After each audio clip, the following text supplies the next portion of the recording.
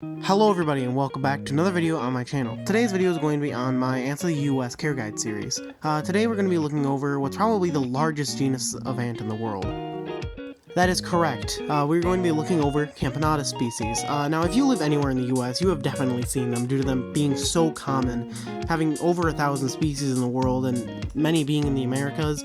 I decided to just do the genus because covering each individual species here in the US would take way too long, so, I should, be able to do this, the entire species group or genus within this video. I think I will do this for the majority of care videos because besides from a few species, most of them have the same care when it comes to genus, and so, Anyways, let's get on to the ants. Due to Camponotus being so common, I'm going to use an example just using Midwest Camponotus. So, this can include like Camponotus pennsylvanicus, Camponotus oviborkensis, Camponotus chromides, pretty much the temperate species. Most of these, or most Camponotus anyways, fly in spring or early summer, at least for the majority of the US, anywhere from midday to late in the evening. These queens can be huge, measuring up to 22 millimeters, but others only get to 7 to 9 millimeters, like Camponotus subbarbatus. Flights of Camponotus can be very easily missed due to their liking of flying at night, but as long as you look during the day right after rain that's warm, around about 75 to 86 degrees Fahrenheit, and look periodically throughout that day, or even just take entire hours to look through that, you should eventually stumble across one. From here, you want to put them inside of a test tube setup and put her into the dark for about 1.5 to 2 months. You can look at them pretty much whenever you want for the most part. Camponotus aren't very sensitive to light for the most part. And due to this, they actually make very good display ants because you don't really have to put them in the dark much. After that 1.5 to 2 month period, queens should have their first workers, and from here you should feed them sugars and protein about once a week. Due to Camponotus being very slow growers, you might get another generation of workers before hibernation. If you live in a warmer climate like the southwest and southeast of the United States, you won't really need to worry about hibernation, so you can probably just skip this part of the video. Hibernation can be very difficult for new ant keepers. I recommend that you put a colony inside of a mini fridge or a wine cooler. If you don't have that available, like most people, then you should put the ants inside of a fridge or a basement if you have a basement available.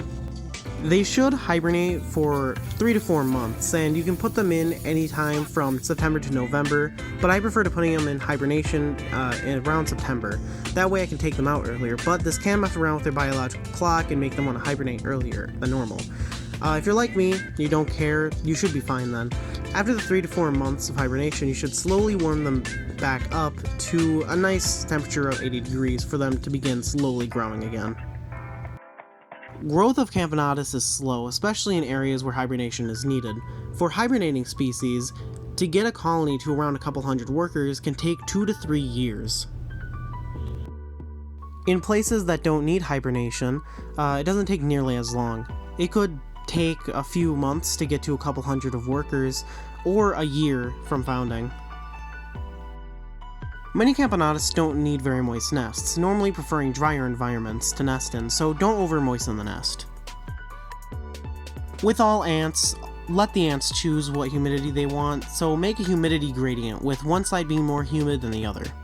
This is especially needed, especially for species that are not ground nesting, but wood nesting, because, they're wood nesting, not very moist wood out there. Other than these guys, Camponotus oviborkensis, as you see on the screen, they normally end up nesting within more moist wood in the wild. Although saying that, it still isn't exactly their most wanted type of wood. These ants go absolutely crazy for crickets and mealworms. I never really tried dubia roaches with Camponotus species, but if you guys want to try it out, I'm sure they'd actually end up taking it. They are also extremely sugar hungry. All the Camponotus I've ever kept are just constantly wanting to get more and more sugar. So have a sugar test tube in the nest or nearby for them to drink out of so that they have that constant readily available source of sugar, because they just go absolutely crazy for it.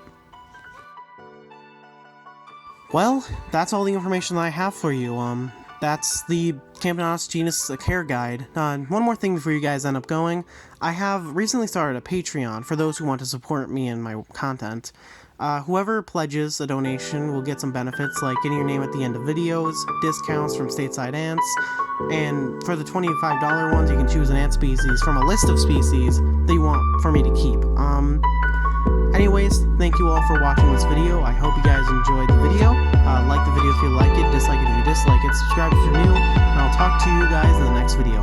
Bye.